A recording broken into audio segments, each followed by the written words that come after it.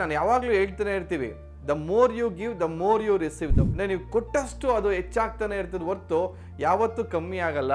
ನಿಮ್ಗೆ ಏನು ಬೇಕೋ ಅದನ್ನ ಬೇರೆಯವ್ರಿಗೆ ಕೊಡೋವಂಥದ್ದು.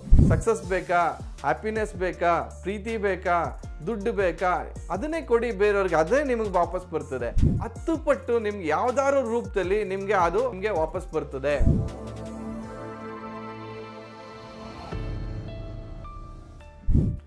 ಅಭಿವೃದ್ಧಿ ಲೈಫ್ ಸ್ಟೈಲ್ನ ವೀಕ್ಷಕರಿಗೆ ಸ್ವಾಗತ. ನಿಮ್ಮ ಡಾಕ್ಟರ್ ದೀಪಕ್ ಗುರೂಜಿ ಮಾಡುವ ಪ್ರಣಾಮಗಳು. ಇವತ್ತಿನ ಸಂಚಿಕೆಯಲ್ಲಿ ಬಹಳ ವಿಭಿನ್ನವಾದ ಮಾಹಿತಿನ ಕೊಡ್ತಾ ಇದ್ದೀನಿ. ಇವತ್ತು ಒಂದು ಅದ್ಭುತವಾದಂಥ ವಿಷಯದ ಬಗ್ಗೆ ಮಾತಾಡೋಣ ಸ್ನೇಹಿತರೆ. ಇವತ್ತಿನ ಟಾಪಿಕ್ ಬಂದು ಪ್ರಾಕ್ಸಿ ಗಿವಿಂಗ್ ಅಂತ. ನೋಡಿ, ಏನು ಈ ಪ್ರಾಕ್ಸಿ ಗಿವಿಂಗ್ ಅಂದರೆ, ಜನ ಕೇಳೇ ಇರ್ತೀರಾ, ಯಾರು ಪ್ರೆಸೆಂಟ್ ಆಗಿಲ್ದಾಗ ಪ್ರಾಕ್ಸಿ ಅಟೆಂಡೆನ್ಸ್ ಆಗ್ತಿದ್ವಿ ನೋಡಿ ಕಾಲೇಜಲ್ಲೆಲ್ಲ, ಅದೇ ಥರ ಇದು ಕೂಡ ಕೆಲಸ ಮಾಡುತ್ತೆ. ಬಟ್ ಇದೊಂಥರ ಡಿಫ್ರೆಂಟ್ ವೇಯಲ್ಲಿ ನಿಮ್ಗೆ ಎಕ್ಸ್ಪ್ಲೈನ್ ಮಾಡ್ತೀನಿ. ಪ್ರಾಕ್ಸಿ ಗಿವಿಂಗ್ ಅಂದರೆ ಏನು ಅಂತಂದರೆ, ನಿಮ್ಗೆ ಏನು ಬೇಕೋ ಅದನ್ನು ಬೇರೆಯವ್ರಿಗೆ ಕೊಡೋವಂಥದ್ದು. ಅಂದರೆ ಈಗ ನಿಮಗೆ ಪ್ರೀತಿ ಬೇಕಾ, ಆ ಪ್ರೀತಿನ ಬೇರೆಯವ್ರಿಗೆ ಕೊಟ್ಟಾಗ, ಯಾರೋ ಗೊತ್ತಿಲ್ಲದಿರೋ ವ್ಯಕ್ತಿಗೆ ನೀವು ಏನು ಎಕ್ಸ್ಪೆಕ್ಟ್ ಮಾಡಿದಿರ ಕೊಟ್ಟಾಗ, ಯಾವುದಾದ್ರೂ ರೂಪದಲ್ಲಿ ಆ ಪ್ರೀತಿ 10 ಪಟ್ಟು ಹೆಚ್ಚಾಗಿ ನಿಮ್ಗೆ ವಾಪಸ್ ಬರ್ತದೆ. ಪ್ರೀತಿ ಅಂತಲೇ ಅಲ್ಲ, ಯಾರಿಗೋ ಒಬ್ಬ ನಿಮ್ಗೆ ಹಣದ ಏನಾದ್ರು ಪ್ರಾಬ್ಲಮ್ ಇದೆ, ದುಡ್ಡಿನ ಏನಾದ್ರು ಏನೋ ಸಮಸ್ಯೆಗಳಿದೆ ನಿಮಗೆ.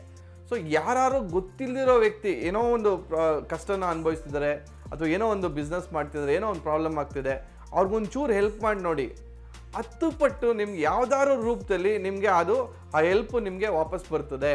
ನೋಡಿ, ಎಷ್ಟು ಅದ್ಭುತವಾದಂಥ ಒಂದು technique. It's called proxy giving ಅಂತ. ನಾನು ಯಾವಾಗಲೂ ಹೇಳ್ತಾನೆ ಇರ್ತೀವಿ, the more you give the more you receive, the more you give the more you receive ಅಂತ. ಅಂದರೆ ನೀವು ಕೊಟ್ಟಷ್ಟು ಅದು ಹೆಚ್ಚಾಗ್ತಾನೆ ಇರ್ತದೆ ಹೊರತು ಯಾವತ್ತೂ ಕಮ್ಮಿ ಆಗಲ್ಲ.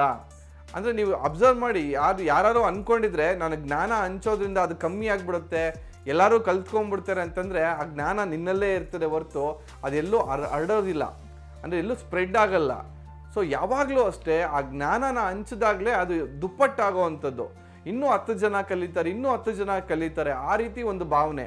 ಹಾಗಾಗಿ ಪ್ರಾಕ್ಸಿ ಗಿವಿಂಗ್ ಅನ್ನೋದು ಭಾಳ ಅದ್ಭುತವಾದಂಥ ಒಂದು ಪವರ್ಫುಲ್ ಟೆಕ್ನಿಕ್ ಅಂತ ಹೇಳಕ್ಕೆ ಇಷ್ಟಪಡ್ತೀನಿ.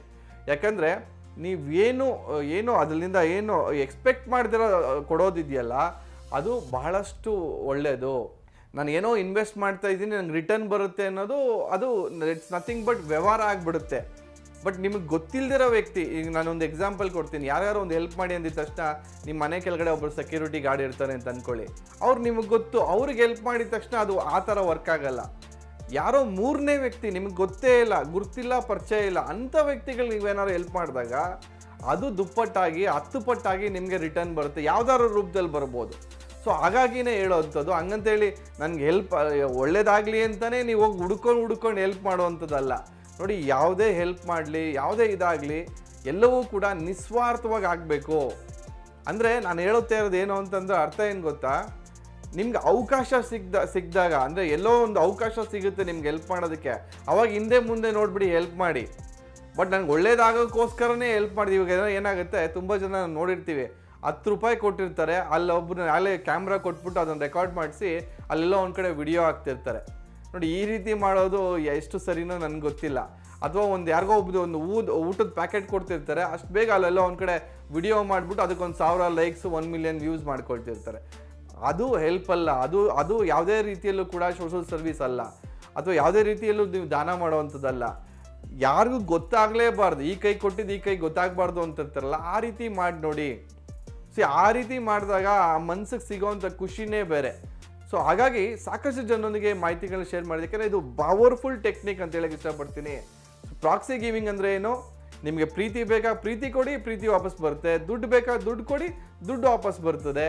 10 ಪಟ್ಟು ರಿಟರ್ನ್ ಆಗಿ ನಿಮಗೆ ಬರ್ತದೆ. ಅದೇ ರೀತಿ ನಿಮ್ಗೆ ಏನು ಬೇಕು ಜೀವನದಲ್ಲಿ, ಸಕ್ಸಸ್ ಬೇಕಾ, ಹ್ಯಾಪಿನೆಸ್ ಬೇಕಾ, ಪ್ರೀತಿ ಬೇಕಾ, ದುಡ್ಡು ಬೇಕಾ, ಅದನ್ನೇ ಕೊಡಿ ಬೇರೆಯವ್ರಿಗೆ, ಅದೇ ನಿಮಗೆ ವಾಪಸ್ ಬರ್ತದೆ. ಹಾಗಾಗಿ ಇವತ್ತಿನ ಟೆಕ್ನಿಕ್ನ ಎಲ್ಲರೂ ಕೂಡ ಯೂಸ್ ಮಾಡ್ಕೊಳ್ತೀರಾ ಅಂತ ಅಂದ್ಕೊಂಡಿದ್ದೀನಿ. ಸಾಕಷ್ಟು ಜನರೊಂದಿಗೆ ಮಾಹಿತಿಗಳನ್ನ ಶೇರ್ ಮಾಡ್ತಾ ಬನ್ನಿ ಅಂತ ಹೇಳ್ತಾ ಇವತ್ತಿನ ಸಂಚಿಕೆ ಮುಗಿಸ್ತಾ ಇದ್ದೀನಿ. ವಂದನೆಗಳು.